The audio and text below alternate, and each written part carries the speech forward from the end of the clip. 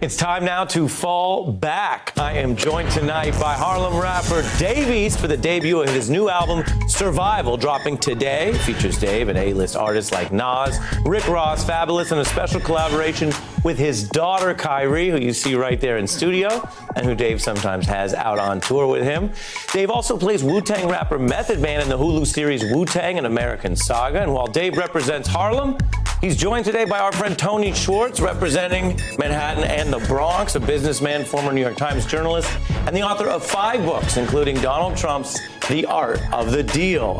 Thanks to both of you for being here. Anytime, man. Great to see you. I have to apologize for writing that book. Well, we'll get into that. Tony, what's on your fallback list? I want to fall back on certainty. Whenever you're feeling anxious, you move to certainty, and it's a binary way of thinking. You're thinking it's either good or it's bad, it's right or it's wrong, and it rarely is. It's an incredibly complex world.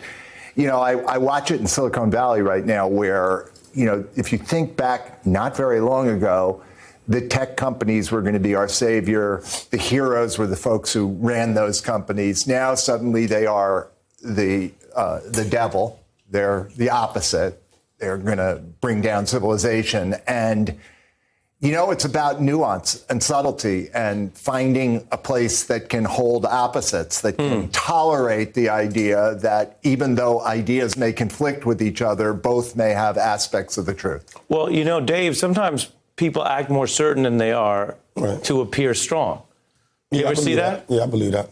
I feel like it's an illusion 90% of the time. Like someone will carry themselves a certain way and act more certain, more successful, even maybe more tough than they are, right? And then you find out there's more to the story. I think there's a lot of pride involved with that and just, you know, trying to your confidence that might not really be there.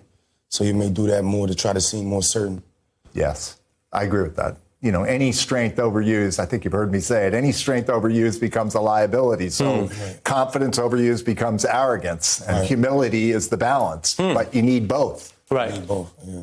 What else is on your fallback list, Dave? Honestly, I feel like the entire U.S. government need to fall back. To be real, I just feel like there's never been so much division in the country, so much uncertainty, you know, in what's going on.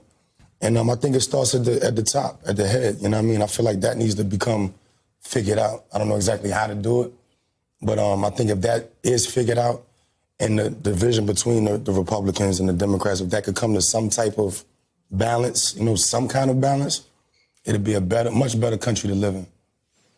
No, it's incredible. This is exactly the point. We are divided between people who are certain they are right, even though only if one of them has to be right, then one of them has to be wrong, and that's where you get all this division. I mean, I was just thinking about a study that was done by a guy named George Valiant at Harvard of 30, it was Ben Bradley was in this study, JFK was in this study, it was a bunch of Harvard students back in the 30s. Just to cut in, Tony's the kind of guy, he'll bring homework to a dinner party. You know, like you'll be talking about just any normal thing and he'll be like, well, there's actually 3 studies on this. Go ahead, keep talking. Anyway, this is so simple. Out of these 300 people in this study were followed for 50 years. The thing that determined most whether they had success in life, like their marriages, their careers, was what was the quality of love in their childhood? How much good loving did they get? I know he's devoted to his daughter. That's strong. That's where it starts. And actually, we're in a time of incredible hatred at a time when the diffuser would be the capacity to tap into your heart. I love you saying that because shout out to Dave Sr. You brought your parents here today. Yeah, that's a big part of your life. They run around with me. That's my 2 good luck charms. My dad, you know. Yeah, that is you can't imagine what incredible good fortune it is to feel that way. But you know what I think is the problem with that? I feel like people are more into power than love. You know what I mean? I feel like love is like, you know what I mean? But having power or control of something, people lean to that more. So I feel like that's what's really the biggest problem with everything. You know Well, let's get into that because I was listening to the new album dropping today, Survival. I listen. And you have a line on there where you say, basically, you felt, or sometimes rappers use characters, but the line is that you needed to get power to make sure you didn't get hurt growing up. Yes, I buy that. That's real. And that comes from seeing who got power, whether it's the stronger dude or whether it's someone with a weapon. Like, power comes in many ways. And I learned that early, you know what I mean? So that I moved through life like that, knowing that most power that people have, they abuse it. You know what I mean? Most people, when they get power, they abuse it. So I try not to abuse whatever power or whatever influence I have on whoever, you know? Yeah, I've never felt more than I do now. I couldn't agree with you more. I never felt more than I do now that the truth of power corrupts and absolute power corrupts absolutely. And whether you look at it in Me Too and all those men who've had huge power and used it to abuse women, or you look at it in the way Trump operates as president, this notion, the human impulse is a survival impulse. And so the instinct is to try to exercise power mostly because you feel weak. Those are the people who go the hardest to do power. So the most insecure person becomes the most grandiose person. Let's get into the album before I lose you. Obviously, people who are sleeping on Survival need to fall back. Fall all the way back.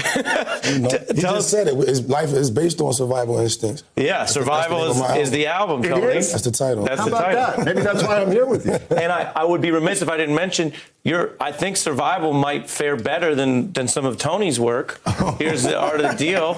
We're going to pulp this sucker.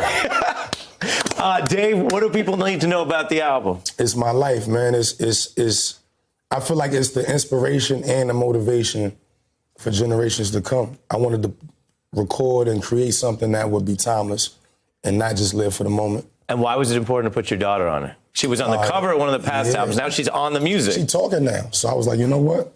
Come on, let's come get on this. Come get in these credits with me. You know? Word. I love that. Thanks for coming through. Anytime, Ari. Davies, Tony Schwartz. Appreciate both of you. Nice to meet you. Nice to meet you.